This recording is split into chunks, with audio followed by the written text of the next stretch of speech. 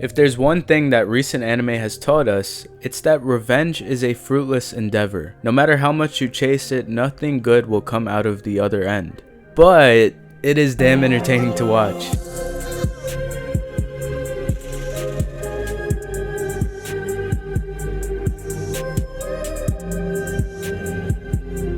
Blue Eye Samurai takes us back to the 1600s with a star-studded voice cast and writers from Blade Runner 2049 and Logan. It's a revenge story about racism, oppression, and with none other than a strong female lead. And before I even get to how I feel about the anime, what is wrong with Netflix's marketing team? Like, first it was Pluto barely being talked about, and now Blue Eye Samurai. Even with the insane production team behind it, there was no talk about it. Just hire me at this point.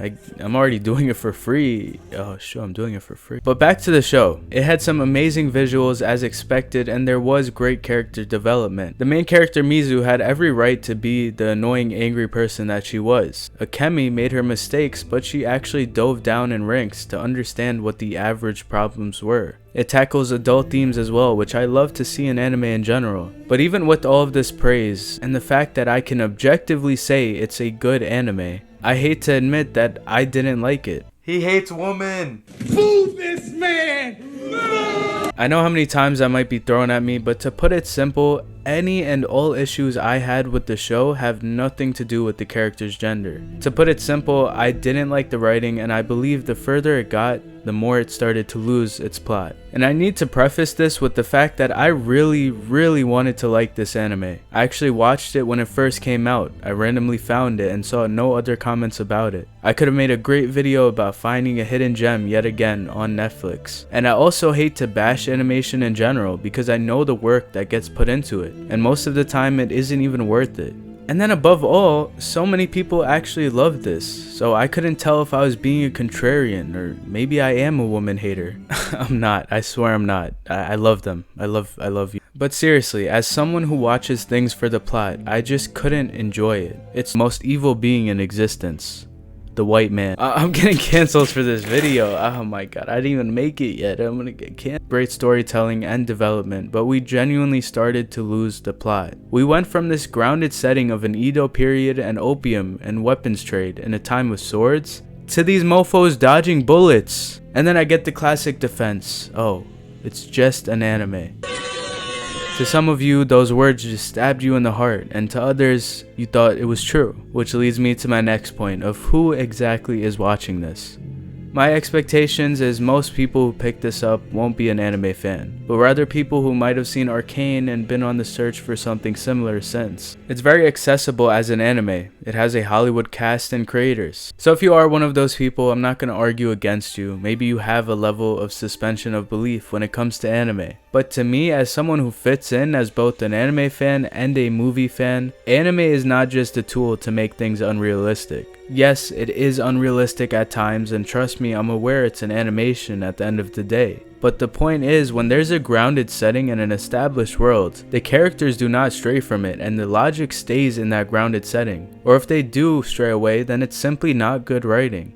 Apparently Mizu is female guts, annihilates full-on armies, and oh, guess what her training was? Shadowing people outside the swordsmith's place. Who the fuck was she shadowing? Miyamoto Musashi? Or here where she's wounded, near death, and manages to catch this cliff while holding on to a full-grown man with one hand. Mufasa, you got no excuses. Oh, and then they fall into a river that's actually frozen. But of course they survive, because why not? This man who called in an arrow strike just survived completely unscathed. But I guess the arrow shooters just have aimbot. Gabby's not the only one with hacks.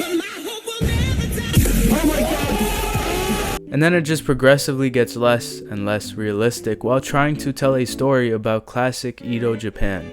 Bro blocked a bullet with a hammer. He has no hands. I can't ignore this, and maybe non-anime fans can look at anime to be unrealistic, but I can't.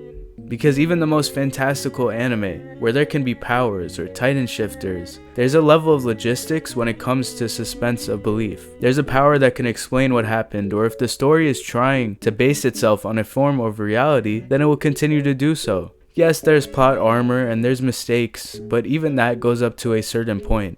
And if anything, it's mostly in older anime, which we're starting to see less of in newer ones. And usually I wouldn't have this big of a problem with it, but there's been some insane comparisons already. Through a quick search, I found Game of Thrones comparisons, claims for it to be the best animation of the year, and an overall IMDb score that ranks it above plenty of anime. I get it, its visuals are great, and it's well produced, but there's so much more to a show than just that. To be honest, the work overall almost felt unoriginal. And I don't mind when things take inspiration from other works, that's pretty common, but the whole time it felt really inspired. As if someone watched Mulan and then decided to play Ghost of Tsushima and then combined the two. Adding on to the unrealism, it felt like someone who just liked the appeal of anime and Japanese culture and tried to make it a aesthetic with some decent writing. Again, it's not a bad show, I couldn't objectively say that, but a lot of things felt off, and it almost felt like a front of his entire dojo and costing him his royal marriage to straight up almost dying for her through secrecy. Like, I know we love enemies to lover tropes, but at least build it up to make sense. And yeah, I know they went through stuff together, but his shift towards her makes no sense to me.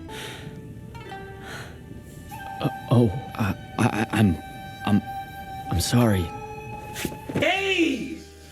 He's gay! I'm not gay. And then one of the biggest plot points is where Mizu doesn't stop soldiers from taking Akemi back to her royal family, and they paint Mizu as the bad guy for this. Keep in mind, she just fought an entire army, and you expect her to stop these royal soldiers from taking her back from a warfield to a nice palace, let alone the fact that she was trying to kill her a couple of minutes ago. And at first you could argue that the characters were in the wrong but not Mizu, until the show uses this as a moment of guilt in her future, as if she was in the wrong. I mean, what did you expect her to do? She was literally about to die. Hey y'all, come look at this. Get him. Master, you just stood there. He's not my friend.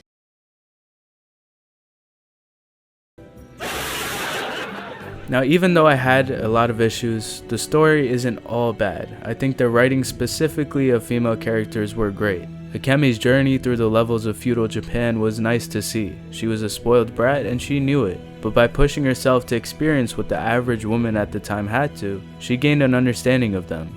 And also how to finally take power for herself and stop letting others control her. Mizu also had her powerful moments. Aside from physically dominating any fight, somehow, she started with a simple point of revenge against white men to stopping the trade of opium and guns, which was toxic to all citizens of Japan. Brenda, Song, and Randall Park were recognizable, especially Randall Park. I can guarantee your life within a blade's length of Abijah Fowler's neck.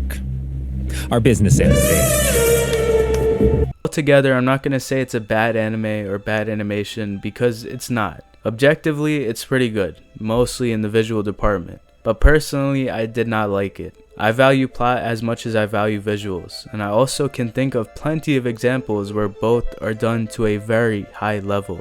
I mean, on Netflix itself, there are a lot. Cyberpunk Edgerunners, Arcane, Devilman Crybaby, and Pluto. So I couldn't say that this is anywhere near my favorite animations of the year, but it's good. And if you enjoy it, I'm not going to tell you otherwise. But I would tell you that Arcane offers the same things, but does it better. And Pluto is a recent Netflix anime that checks all my boxes, both in plot and visuals. There's also plenty of shows to come out in recent time that I would say is a must-watch in comparison to BES. And specifically, if you want a great female lead, there's none other than Frieren right now, in my opinion, that's doing it better. And it's also a reason I felt so passionate about this, because I see so much praise for BES, and then I go to a show like Frieren, which is so much better. But of course, in America, it's not going to get the same coverage, and I understand that everyone isn't an anime fan. And they find works like BES, which is easier to get into. But trust me, if you could get over that slight cultural hurdle, you will not regret it. And if there's anything to take away from this video, I want you guys to know that I do not hate women. I hate everyone.